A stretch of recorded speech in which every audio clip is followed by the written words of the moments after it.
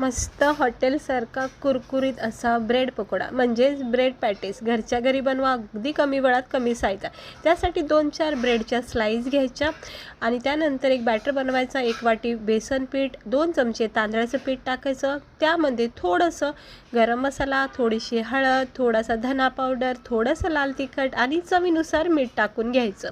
आणि याच्यामध्ये मग थोडंसं पाणी टाकून ना याचा क्रीमी टेक्स्चर बनवायचा. अजिबात पातळ आणि रनी बॅटर नको आहे. आपल्याला याच्यामध्ये थिकनेस पण हवा आहे, म्हणजे क्रीमी टेक्स्चर बनवायचं, जेणेकरून काय होऊन ब्रेडला मस्त कोटिंग होईल ह्या बेसन पिठाची. थोडीशी कोथिंबीर टाकू शकता. त्यानंतर चांगलं फेटून घ्यायचं. मग ब्रेडचे स्लाईस याच्यामध्ये डिप करायचे. असे ट्रायंगल आकारनी पहिले कापून घ्यायचे, व्यवस्थित कटिंग करायची अशी.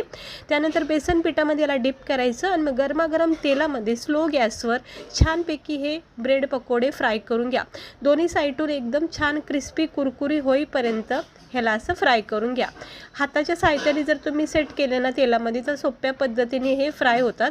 बघू शकता असे छानपैकी गोल्डन ब्राऊन रंग येईपर्यंत याला फ्राय करा. गरमागरम घरच्या घरी हॉटेलसारखा ब्रेड पकोडा नक्की ट्राय करून करा.